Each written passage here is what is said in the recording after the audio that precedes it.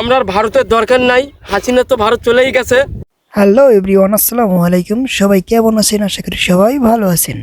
আপনাদের আমার blog number 4-এ স্বাগতম। তো আজকে আমি ঘুরতে ঘুরতে চলে এলাম আমাদের আলুর জমিতে। আলুর কি অবস্থা না অবস্থা এগুলো দেখতে। তো দেখতে দেখতে আমার চোখে একটা জিনিস পড়লো যে আলুতে অনেকের পচারি ধরেছে এবং আলু নিয়ে কৃষক অনেক প্যারার মধ্যে আছে। তো একে তো অনেক টাকার বেসন কিনেছে, মানে বেসন আলু যেটা বলে, ওইটা তো তখন কেজিতে প্রায় 120, 10, 90 এরকম করে কিনেছে। তো এখন দেখা যাচ্ছে আলুর দামও কমে গেছে, তার মধ্যে আবার পচারি, আলাদা একটা খরচ। তো এইটা নিয়েই থাকছে আমার আজকে ভিডিও।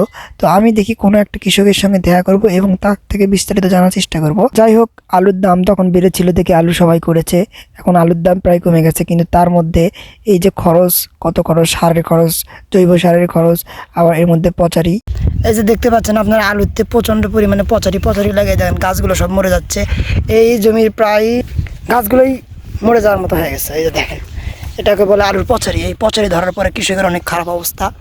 তো যাই হোক, আমরা এখন যাব একটা কৃষকের কাছে, সেই কৃষকের কাছ থেকে তার বক্তব্য শুনবো। এই জমির যে মালিক, আসলে তার কী মনোভাব সে প্রকাশ করবে।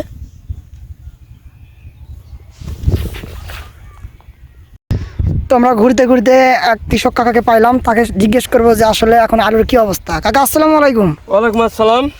কেমন আছেন? ভালো আছি। তো আপনি এবার কতটুকু জমি আলু লাগাইছেন? 1.5 বিঘা মাটিত।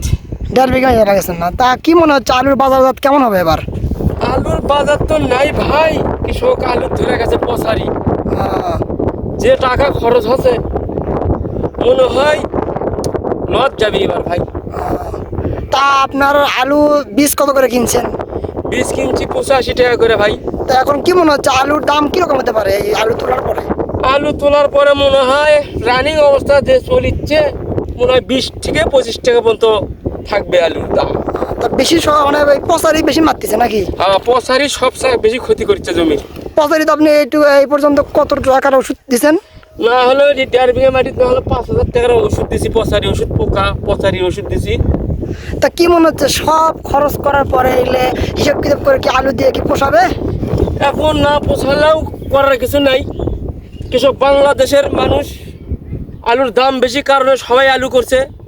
আমি তার জন্য খুশি যে সবাই আলু করছে, আলুর যেন আর অভাব না হয়, সবাই শান্তি মতো তরকারি খাবে। আমরা ভারতের আলু খাবো না।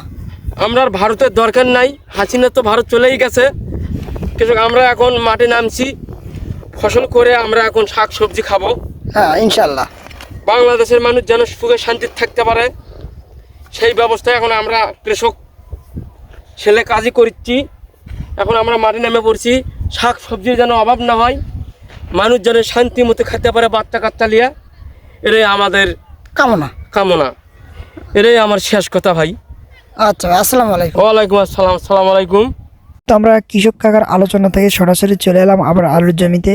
তো কৃষক কাকার বক্তব্য শুনে মনে হলো আসলে তিনি যে টাকা পরিমাণ খরচ করেছে তা ওঠার সম্ভাবনা একটু কম। মানে আলুর যে পরিমাণ এবার মানুষ করেছে তাতে বাংলাদেশের মানুষ খাবে এবং তাও থেকে যাবে ইনশাল্লাহ। তো আজকের ব্লগটা আমার এই পর্যন্তই। ভালো থাকবেন, সুস্থ থাকবেন এবং সবার জন্য দোয়া করবেন। আসসালামু আলাইকুম।